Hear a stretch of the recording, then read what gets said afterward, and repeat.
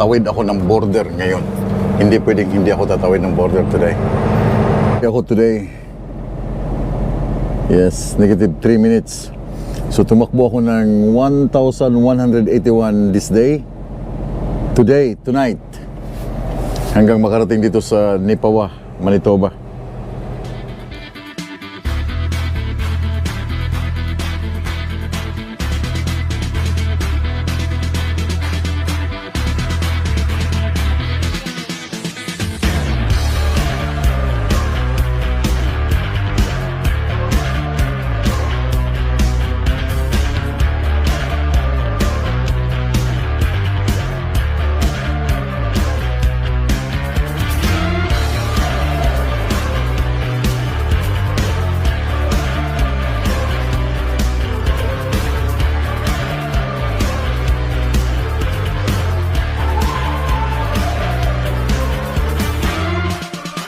Mga chay, good morning internet, good morning viewers, good morning Floyd Ayua. So may ilang mga comments na gusto ko munang i-rebat or gusto kong bigyang pansin or sagutin. Ito si Larry Mark L. Mark. By question lang, what if masiraan ang pilot mo along the way or mas magkasakit o kalit ang tiyan kalibangon along the way, need ba ni mo siya ulaton? Yeah. Yung mga washroom, mga ganyan, kailangan mong tumigil talaga kasi siyempre mga utaw lang din yung mga yan, mga tao lang yan, so natatay, naiihi, pati ikaw, no? Minsan kasi nung papunta kami ng Florida, hinuhold ko yung ihi ko, din napapansin ko masakit na. Sabi ko, we need to stop at the rest area. So pati siya naiihi din kasi yung pilot ko is husky, di ba? So kung masiraan yung pilot, like example, malaki talagang sira, kung flat lang, okay lang, pwede mo siyang hintayin. Kasi along the way, it takes time na maghanap ng pilot para i-replace doon, para sa'yo, no? Pero kung ma-flat, minor lang na pwedeng ayusin, pwede mo siyang hintayin. Pwede kang dumaan sa truck stop or sa mga shop para i-fix it, para lang, hintayin mo siya. Pero kung malaki na talagang damage, na as in malaki na, blown up ang engine, well, mag-park ka na kung saan kayo pwedeng mag-park na safe. And then yung aming coordinator from Virginia na contact ni Q-Line, siya yung maghahanap ng replacement para sa yung pilot para to continue the trip. And si John Jordan request po kung pwede from time to time na mag-dual screen, nakatutok sa'yo, and then sa highway at your back, parang ganun. By the way, your subscriber, boss, additional lang din, katanungan, ano nangyari sa escort mo na nang iwan sa'yo, boss? Yung dual screen kasi ginagamit lang yun sa phone, like mga Samsung na meron siyang director's tawag doon, na nakatutok sa'yo at saka nakatutok doon. It takes time, mga ganong yung kung meron sana akong kung meron pa yung aking 360, pwede dahil kung kumukuha ako ng angle sa labas, then nandito ako sa loob, then ko na lang siya, i-layer ko yung aking sa loob na video, pwede yun, but nawala kasi yung 360. Yung nangyari sa pilot na nang iwan sa akin, I don't know kung tinawagan ko yung safety, tinawagan ko yung coordinator ng si taga Virginia, nireport ko siya na hindi maganda yung ginawa ng pilot, na never ko siyang nakita, dapat nasa harap ko lang siya kasi in times na need ko siya sa along the way bago kami dumating ng state line border, nandyan lang siya sa aking malapit, pero nawala siya. I don't know kung anong nangyari, but sabi sa akin, tatawagan niya and ibabalik siya sa group, no? Parang group na, hindi na siya by solo na, kasi nga para alam niya yung kanyang duties and responsibilities as pilot, no? Hindi niya kailangan iwanan yung truck at saka yung load. And si Jose Eduardo, mataas pa ang percentage na tamaan ka ng kidlat kaysa manalo ka ng loto. Fuck yan. Anyway, wala naman kasing masyadong ang ulan kasi dito sa Canada, America, summer lang. Pero 8 months a year, mostly walang kidlat dahil winter time. That's the fact. Okay? Pero wag ka dahil may mga Pilipino dito sa Canada na nananalo ng lottery. Okay? Yung kamag-anak ng aking tiyuhin nanalo ng loto. Yung Pilipino sa British Columbia na nanalo ng 80 million jackpot prize. Okay? Marami, hindi lang isa. Hindi lang maliit na percentage. Maraming percentage na mananalo ka. Pag nagtugma yung number mo, swak ka. So why not, di ba? Yung nagtaya ako ng Powerball ngayon sa Maryland. Alam niyo yung grand prize ng Powerball nila, 1.23 billion pesos. 1.23 US dollar yung jackpot price ng Powerball. Who knows, no? Ibibigay sa iyo yan. Di mo alam eh. Yung tinayaan mo number, yun pala yung number na lumabas. Yun ang tinatawag na swerte. Di ba? Fact yan. 1.23 billion US dollar. How much yan sa pera ng Pilipinas? Daig mo pa yung kontraktor. Daig mo pa yung kontraktor ng DPWH. Pag nanalo ka, pag dinala mo sa Pilipinas. Magkano yan? Kwentahin nyo. 1.23 billion. Hindi ko sinasabing mananalo ako. Isipin mo na lang, ibibigay sa iyo yan na tumama yung number 1.23 billion US dollar sa peso. How much? Comment. Laid Arpislo, pag-gambling, wag mong idamay ang Diyos. Hindi kanya yan, sa mundo yan. Hahaha. Anyway, siyang nakakaalam eh kung kailan ka mananalo, kung kailan ibibigay sa iyo yung swerte. Siya yung nakakaalam, di ba? Lord, baala ka na, Lord. Di ba? Pag ang tao in desperate moves na mga talagang wala na, Diyos ang tinatawagan para magkaroon ng pera. Tutulungan ka. Di ba? So, sinong tatawagan natin? Demonyo? Anyway, just kidding. Si Kirby Tumamaw. Hi, Sir Marco. Amping permit, baka pwedeng pakabitan kay Q-Line ng paglamp or extra ilaw pag nag-ice road kayo para mas visible ang daan. Oh, speaking of ice road. Secret muna. Pero yan, nakausap ko ng opisina, yung pinaka-boss namin sa shop, na pwede bang magkabit ako ng fog lamp na yellow sa front ng truck. Sabi niya, oh, what's your truck number? 1644. Oh, yeah, we can do that. So pwede ako sabi ko, hindi kami makakita during foggy season or malakas ang snowstorm or tumatakbo ka pa na snowy, hindi mo makita. Lalo pag itinaas mo kasi yung ilaw, lalo kang maduduling eh. Hindi mo makikita yung kasalubong mo or hindi mo masyadong dahil yung snow parang tumatama sa mukha mo. So mas maganda kung merong fog lamp na yellow, just like manlalakbay biyahero, meron siyang fog lamp. It's good. Kaya nga gumagamit kami ng yellow glass during night kasi nga maganda siya tingnan. Kitang-kita siya. So pumayag sila na maglagay ng fog lamp. And sila Kwatserong Probinsyano, naalala ko si Manny Carts dahil sa suot mong checkered. Okay, ang tawag dito guys, checkered. Hindi ako nagsusuot ng checkered. Napapansin nyo sa aking mga sweater, black, caterpillar, never. So, sabi ko, subukan ko kaya yung checkered na pero hindi pula. Ganitong kulay. Bagay pala sa akin. Okay, naalala ko lang si Manay. Paborito niya kasi itong mga ganitong checkered. Pag nasa biyahe kami, paborito niya itong mga checkered na style. So, pati si Denfred, kaibigan ko, paborito niya ng checkered. So, nakikita ko, sinuot ko siya. Bagay pala siya sa akin, which is okay, nice. And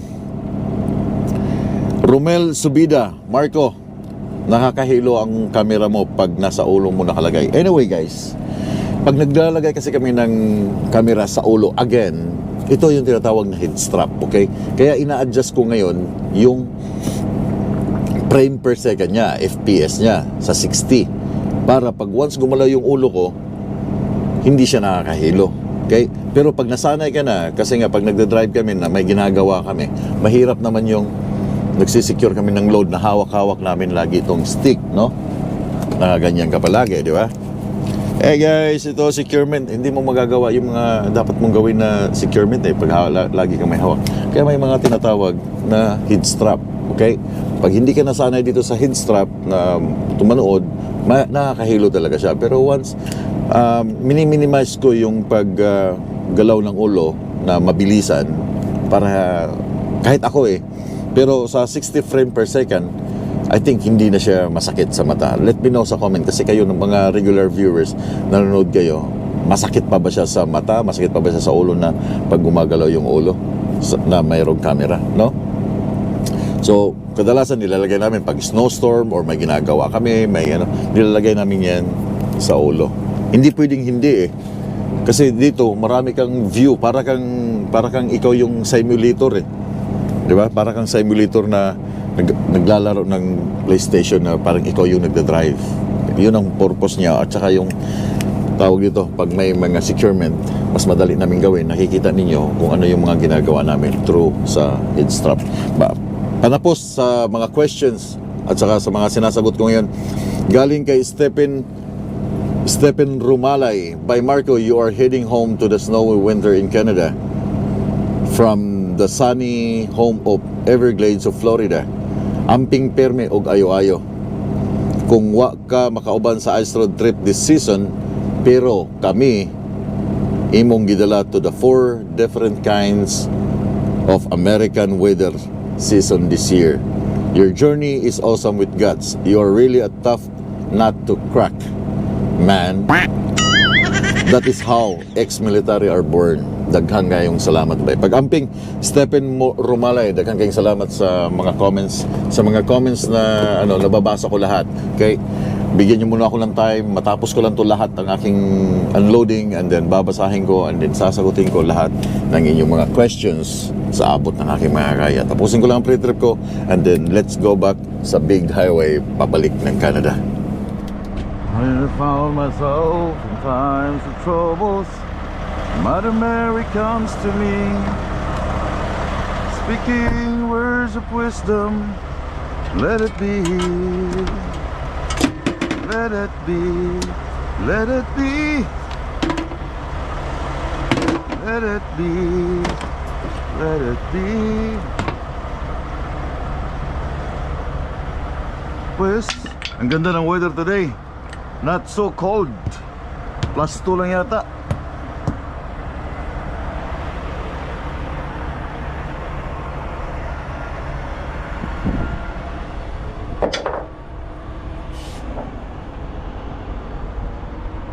Hala.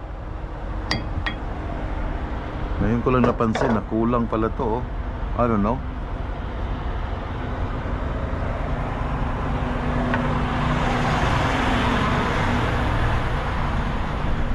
Yan kulang yung mga tornilyo. Hindi ko kasalanan yan, sa kanila yan. 4. Yun lang nilagay Malay ko ba dyan? Pati tornilyo, di ko na problema yan. And in my hours of dark,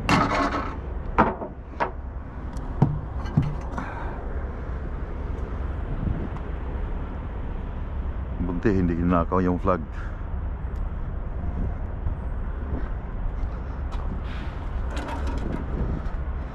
Whisper words of wisdom, let it be.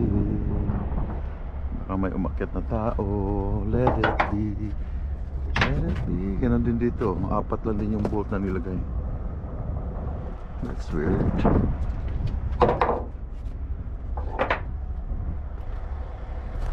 Whisper words of wisdom.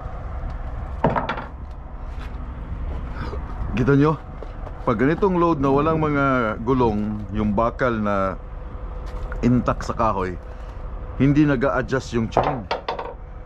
Unlike dun sa may gulong na pag tinalian mo, kasi nga may hangin, nag-a-adjust yung chain, lumuluwag yung chain. Ito wala never ako nag-adjust since nung umalis ako ng Maryland. Wala.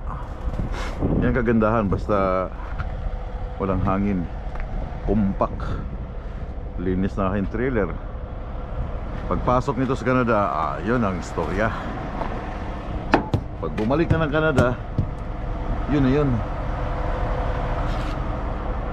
Ibang dimension na naman ako ng mundo.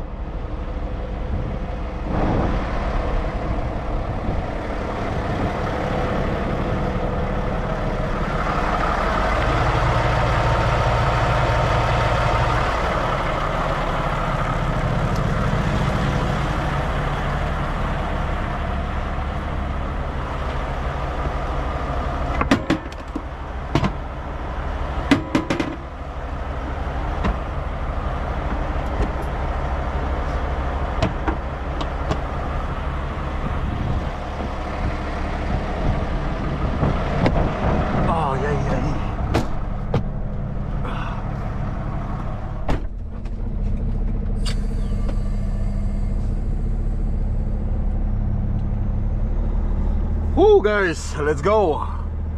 Let's hit the big highway back to Canada.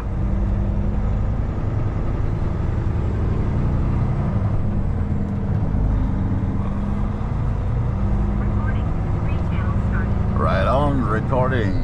3 channels started. Turn left on Grove Street. Then Thank you, turn Floyd. left. I'll see you next year.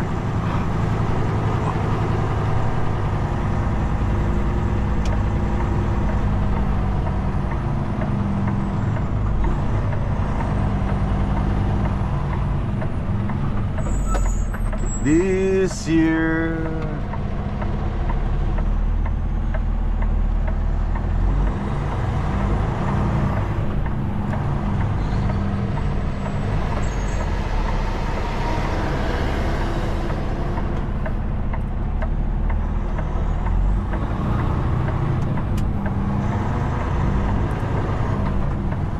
Turn left on US 18. Then keep right. Dito malilito ka dahil dapat ang pabalik doon. I-exit ka doon dito, babalik ka ulit kung saan ka nag-exit kahapon. Keep right to US 18.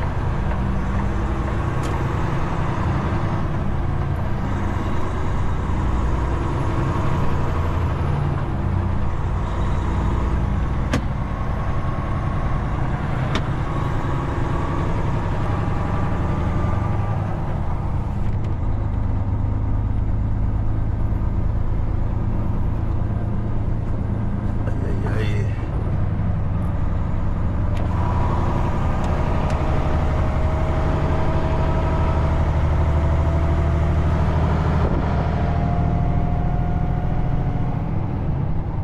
Swerte ko ngayon dahil wala akong sasagupain na snow dito sa Iowa and Minnesota and North Dakota. Continue on US 18. Walang snow, tapos na. So for sure nalinis na nila ang highway. But ang binigay sa akin na oras today ay 8 hours and 42 minutes under ng recap hours. So 8 hours and 42. And ang aking destination ay 8 hours and 87. So halos sakto lang siya. Saktong-sakto lang. Baka hanggang Drayton lang din ako nito. Hindi ako makakapasok ng Canada today dahil short yung binigay nila. Short ang binigay na oras sa akin through recap. Okay? I think that time yan lang ang ginamit ko way before. 8 hours lang. Kaya 8 hours lang din yung binigay sa akin ngayon through recap. So 887 all the way ito hanggang Pembina doon sa duty free. Doon ako titigil. That's 8 hours and 6 minutes. Sakto siguro 8:41. Kung makabot lang ako hanggang Pembina, like sa gas truck, sa duty free, I'm good na. 4 kilometers na lang siya papuntang border ng Canada. But yeah,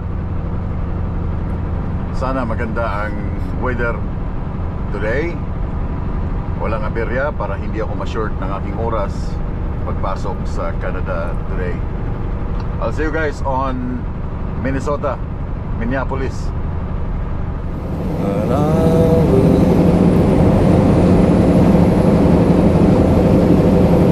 Tingnan mo yung ginawa nila sa kalsada. Napakalinis.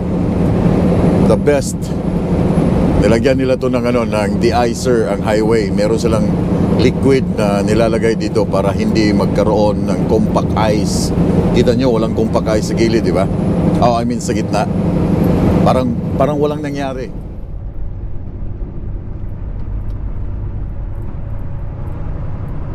Walang storm. Walang snowstorm na bumabagsak. Yung mga snow na medyo nagawa-white out ang kalsada dahil yan dyan sa mga snow na light snow na binibira ng hangin. Okay? Malakas yung hangin ngayon. Ang tawag doon ay blowing of snow. Hindi siya maganda sa gabi. Pag bumabiyahe ka, blowing of snow, hindi siya maganda sa gabi. Just like that, nakikita nyo, no? Hindi siya maganda sa gabi. Daylight, it's okay. Kitang-kita mo yung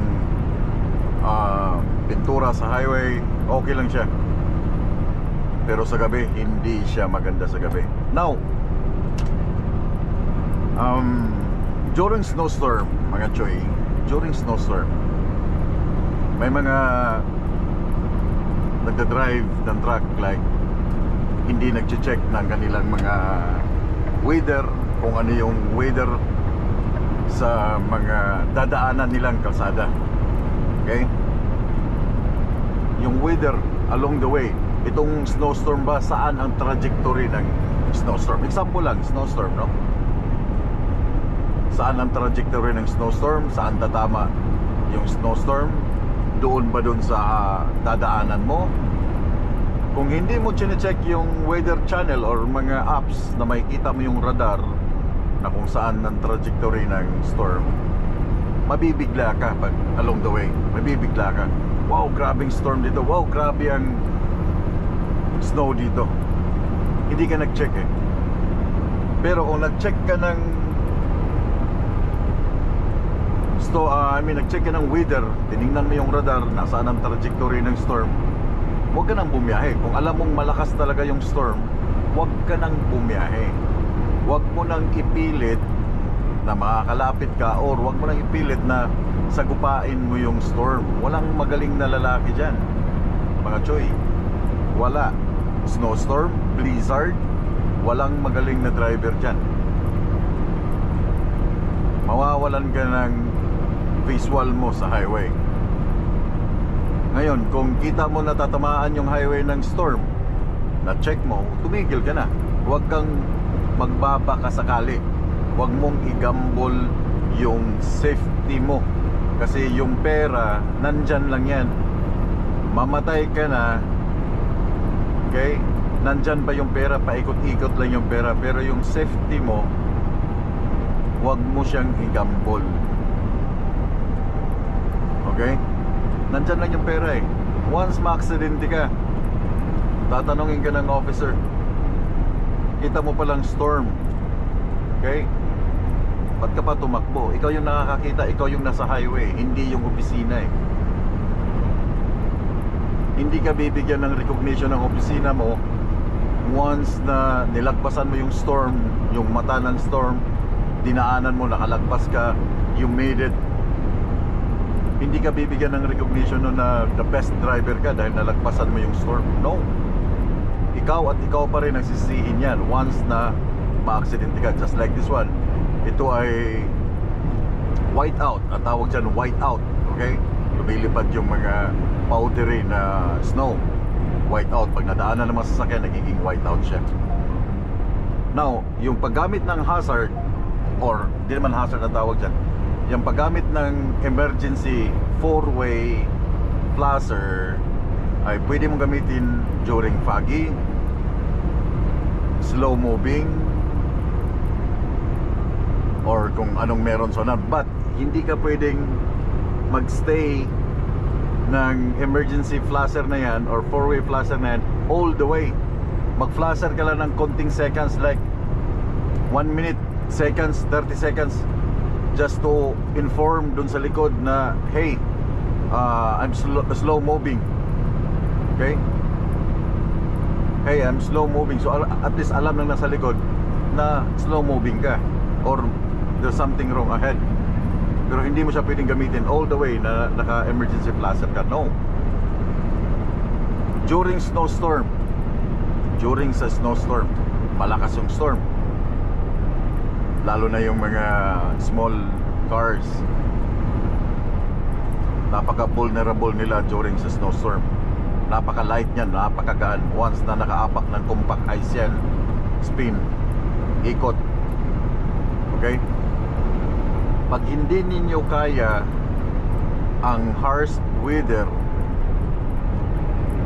sa tinatahak niyong kalsada, hindi nyo kayo, wag kayong mag-gamble ng safety. Maghanap kayo ng exit ramp para makaalis kayo sa freeway. Ganon ang nangyari doon sa R3 at saka Calgary.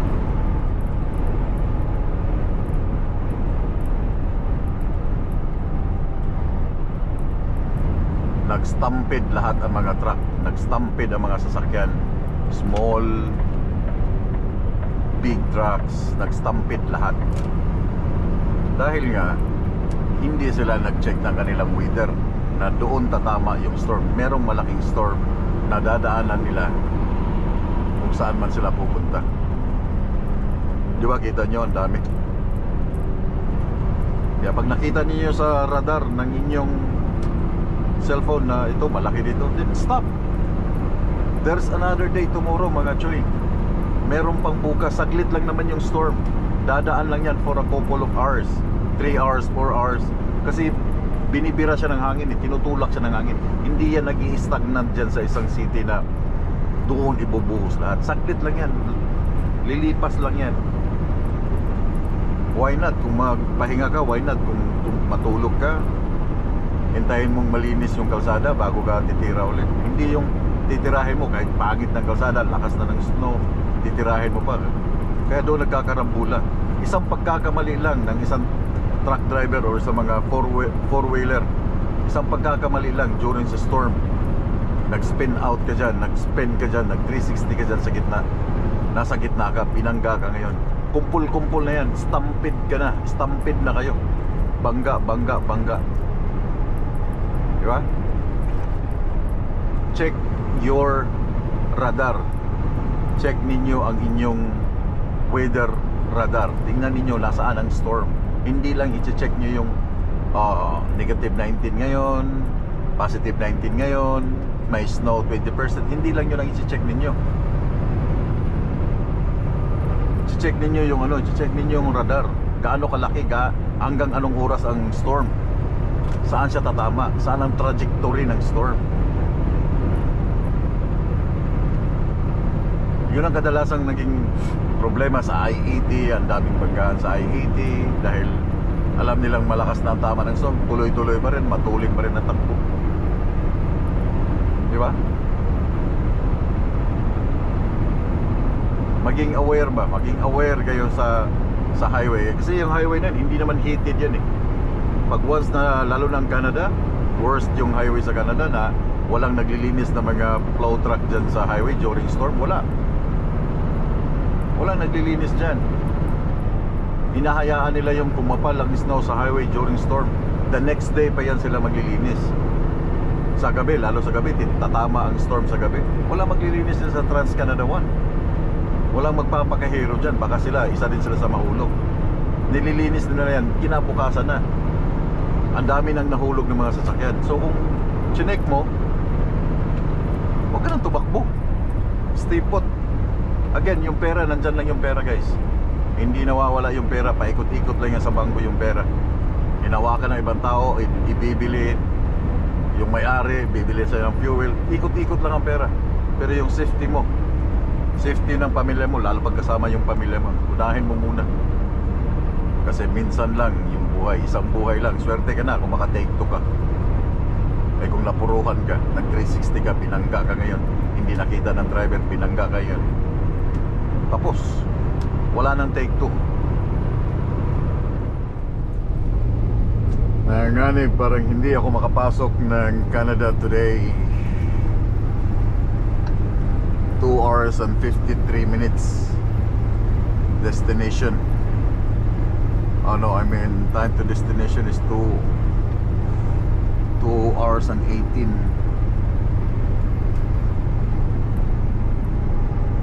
2 hours and 18. Mag-refuel pa ako. Kainin pa niya yung aking remaining hours ng recap.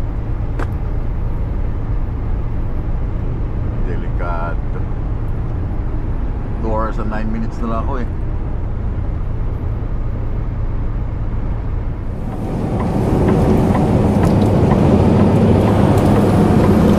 I need to stop here sa Petroserve USA or Cinex. Meron pa kasi silang manok, fried chicken. Hindi na rin ako abot sa Canada today. Take the ramp ahead. Kulang ako ng oras. Short ako ng 15 minutes or 30 minutes.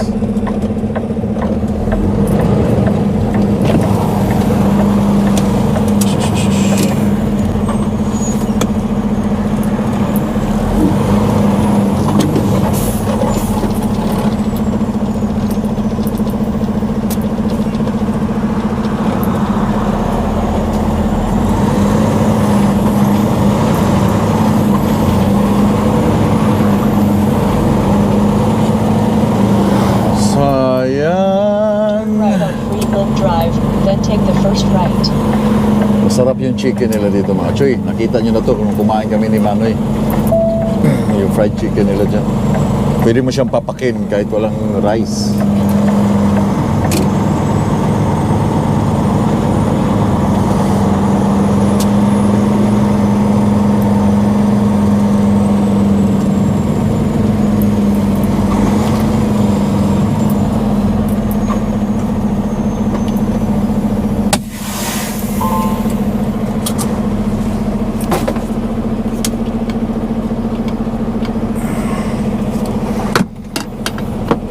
Thank you, Lord. So, bumili ako ng chicken wings.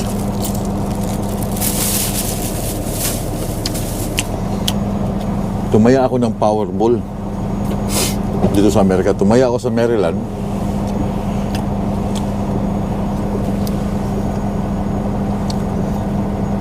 Then tumaya din ako sa North Dakota. Why not? Baka sakali. Yung price is $1.23 billion yung grand prize.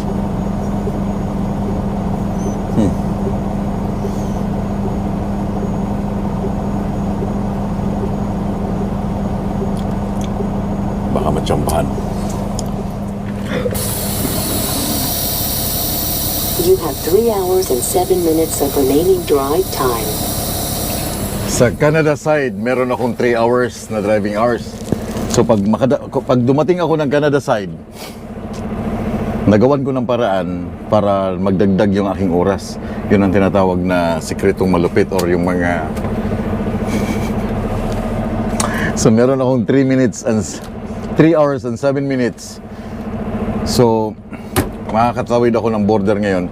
Then pagdating ko ng Canada side, ng border ng Canada, madadagdagan pa ako ng another 3 hours.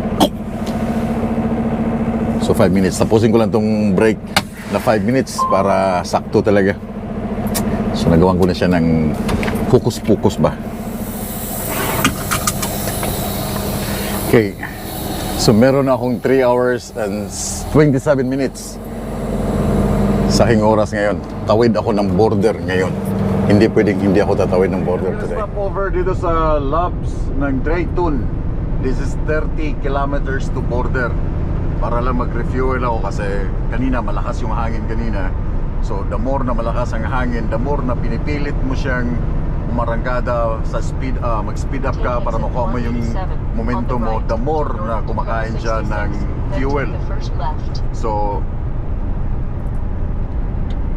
lagpas kalahati na yung nakain sa fuel ko ngayon. So mag-fill up lang ako dito kasi kung mag-fill up ako sa Portage La Prairie, it takes time, guys. Ang bagal maglagay ng fuel doon, ang bagal ng flow, slow ang flow ng fuel. Takes time, 21 minutes bago mo mapuno yung dalawang tangke. So dadaan na ako dito, fill up, earning points, and then head na ako sa Canada border. Pero ang highway, not bad. Okay, meron isang galing sa, sino yan? Galing sa ano? Oh, si James. Galing ng Baltimore. Is here. So lahat ng truck, mga choy, galing Baltimore, lahat mag-i-entry sa Pembina. Oh, I mean sa Emerson. Dito sa Manitoba, lahat. Alright, mga choy, refuel. Ito yung last na refuel ko sa Loves. Last for this year.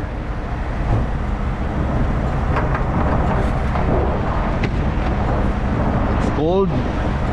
I know it's cold, right? Ito yung laging problema. Basta may ano eh, itong bungee cord eh. They head north today. Yes, sir. North of Morris is shut down because of ice and wrecks. Where? Morris, Manitoba. Morris? Morris to Winnipeg is closed right now. Oh, I'm gonna go on Winkler. Good. Yeah, where are you going? Wisconsin. Oh, you're heading east, eh? So I'm leaving the shit and going down where it's warmer. Oh, really? You guys are... What company is that? Big Freight? It's now Big Freight, yeah. Oh, it's the same company in Florida, right? The Contrans? Steinbach. Yeah, but it Contrans, right? Yep. Oh, I see. Yeah, it's all one big owner now. And also Kelsey, right? Oh, I see. Yeah. Yeah, so it's just, but they just, December 14th, this name got discontinued, and I had to log in as a big freight driver now. Oh, I see. You know Joss, Trucker Joss, Yep. the blogger guy. Yeah, he was on Keystone, now he's on. He has his own truck, right? Yep. Okay. Yeah. Yeah. So this truck's only got 40K on it. They just deckled it, and now they're going to redeckle it. Oh, really?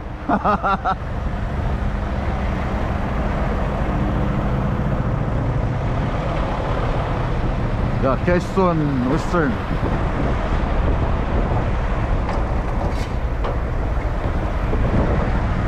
That's with all new fuel cards and everything. Oh, really? All Contrans So it's all go under big frame. under big freight. Oh, okay. Like Contrans, we used to be on the Contrans side of it. Now we're on the TFI Energy Group out in Alberta. But before Contrans, it was the other company in US. Yep. Oh, what's that? What company is that? There's so many of them. Yeah, and then Contrans take over, right? Yep, Contrans took over them. All they do is they buy up companies, put them in one big building. Buy Oh, up a bunch of little companies, put them all but in the one company before Keystone was on building. Yeah, Grand Point. Grand Point Yeah. and 59, right? Yeah, Grand Point and then Waterloo, Ontario. And now Big Freight wanted into Ontario so bad, so they're keeping the name. So the Keystone in Grand Point will It's gone. done. Done. You'll stay in Steinbach. Oh, Yeah, they moved everybody out. It's gone. oh really? Got the big parking lot for sale now. Oh, So it sucks in a way, but yeah. as long as I got a job, I don't care. Ah, yeah. That's the biggest thing. As long as you're making money. Yep, exactly. Okay, tara na. Nag-print pa ako ng ECE. ECI.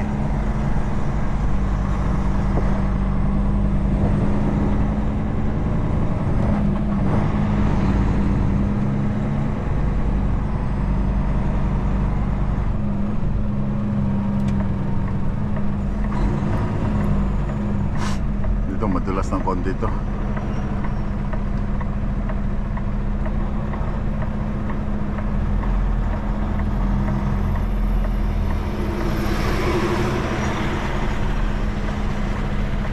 Yan o, dulas eh.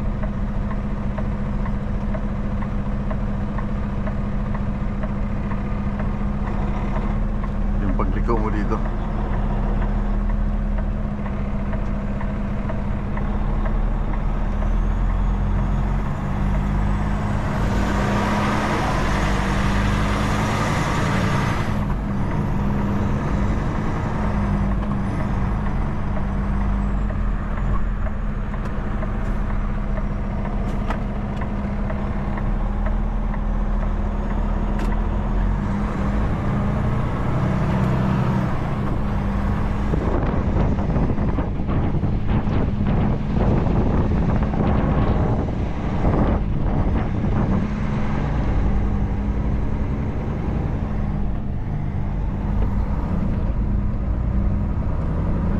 Kaya natanong ko sa kanya, yung driver ng Keystone, yung Keystone before maliit na company lang yan. Nandun yung si Trucker Joss, yung isang puti na vlogger sa Keystone. Ngayon, na balita na basa ko na Keystone ay binili din ng Contrans.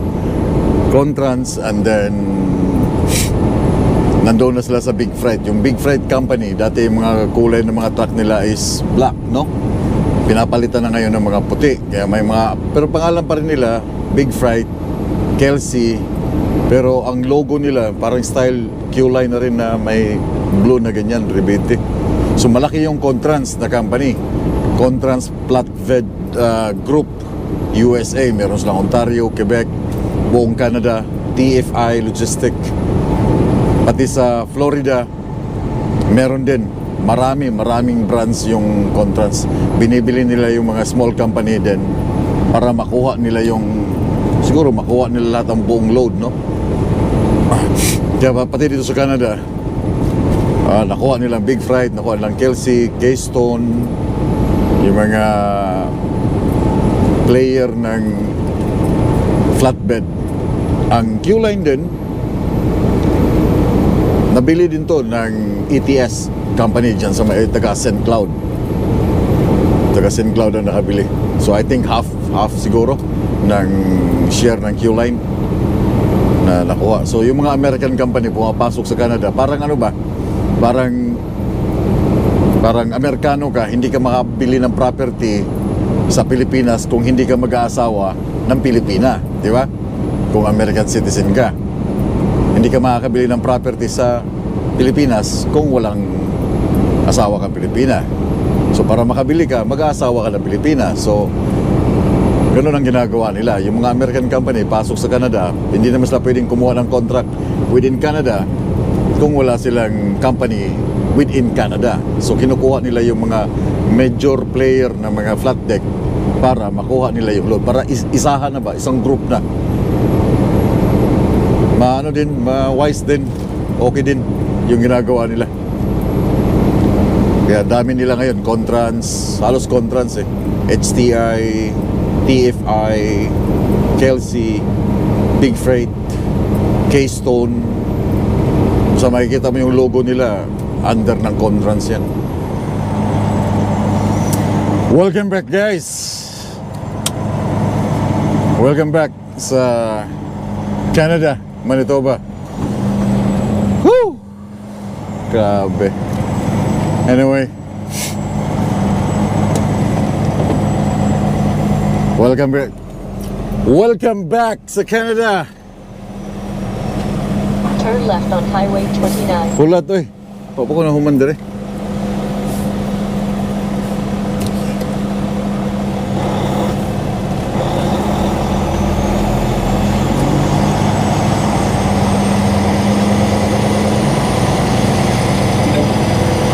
Northland Road, the new operating zone has been detected and is coming in acknowledgement verification.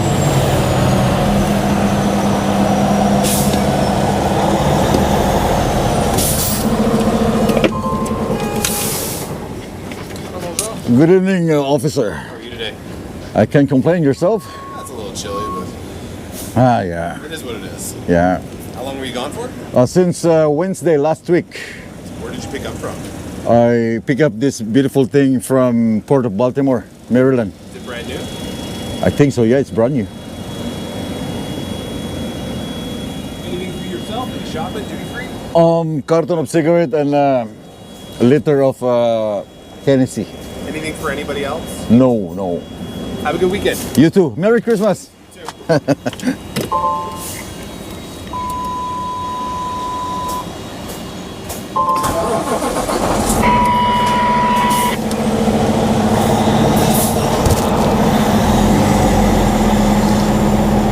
Woo! Welcome back, Canada. Glad to be back. Safe and sound, man. Safe and sound. Ano nangyari dito? Ba't dito dadan?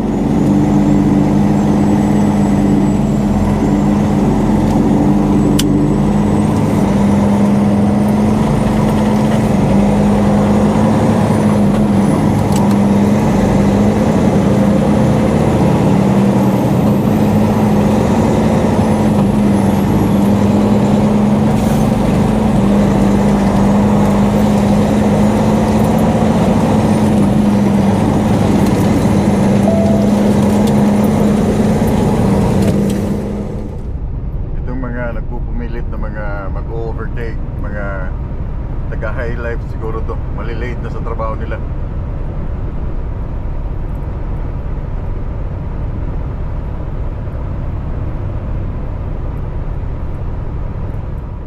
Allah, grabeng compact ice dito sa area nila oh.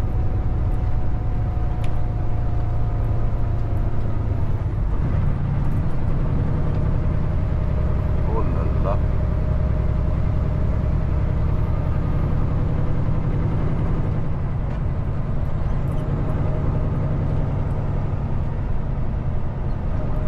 Welcome guys sa Barangay Nipawa, saan napakaraming Pilipino. I'm gonna go straight.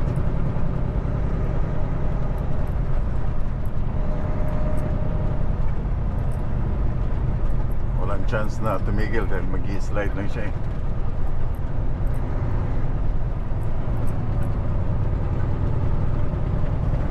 I'm gonna stay here for the night. -1 na ako sa aking hours.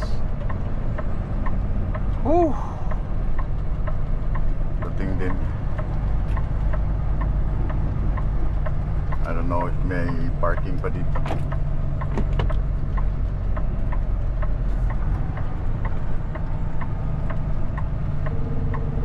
Arriving at Nipoya on the right.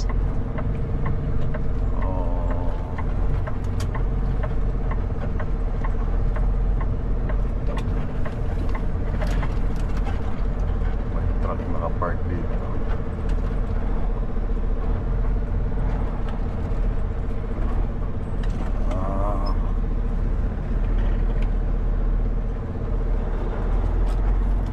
Off ko lang. -2 hours.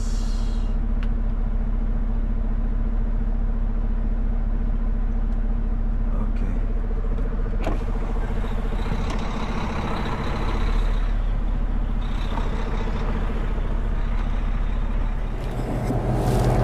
Hey guys. Woo! Kakapagod talagang hataw. Nung binigyan ako ng another 3 hours, sabi ko kaya ko pa hanggang Nipawa. Kasi hindi ko alam kung ano, ilang oras yung ibibigay. Oh, sabi ko na oh. Sakto lang talaga kasi binigyan niya. Patayin ko lang ilaw. Yan oh. Hours to begin. 8 hours na lang yung ibibigay niya sa akin bukas. 8 hours. Oh my God, sa Lunes 4 hours lang yung ibibigay niya. So sakto lang talaga na tumigil ako dito sa Nipawa. Dahil kung tumigil ako sa Q-line kanina, that's another 10 hours na drive. So hindi pa rin ako makakarating ng Q-line bukas. Kasi yun nga, ang binigay ng recap hours, kita nyo, is 8 hours and 42 minutes. So from here, check ko lang sa, ito yung pinakamadali eh, pinaka-shortcut papuntang Saskatoon. So Q-line, tingnan ko lang.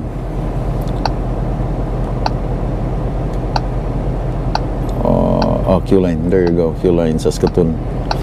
So from here sa Nipawa, ang Q-line Saskatoon is tadadang, tadang, Please drive to highlighted route. 612 kilometers from here sa Nipawa. And ang aking oras bukas ay 8 hours and 42 minutes. Sakto lang, di ba? Tama lang yung aking tansya. Tama lang. Anyway, hindi pa ako nag-apply ng brake kasi mainit pa eh. Galing kanina, mainit pa yung gulong. Baka kasi ang temperature ngayon is -20. Hindi nyo makita eh. Temperature ngayon is -20. So, kung i-apply ko agad yung brake, tapos mainit pa, warm pa yung brake drum, yung everything, po-frozen siya bukas ng umaga. So, hindi pa ako nag-apply ng brake. Woo! So, dito ako nag-park sa gilid. Hindi naman siguro atras yan, hindi abanti yan. Gilid ng fast gas. Bukas ng umaga, meron akong McDonald's. Yeah.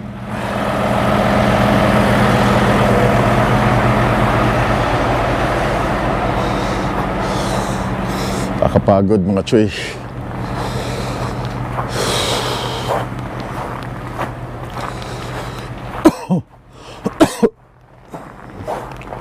Hindi ko pala binangga yung snow. That's good. Saglit lang, ihit mo na ako. So papalipas lang ako ng 8 hours. Pwede pa akong umatras eh. Papalipas lang ako ng 8 hours dito. Then mamayang madaling araw, drive na ulit ako pa puntang Saskatoon. Lamig. Tama nga yung sinabi. Pagdating mo ng Canada, ito na yung totoong weather.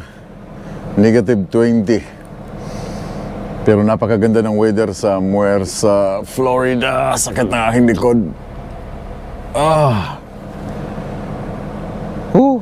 Negative 20, pulpak ang snow.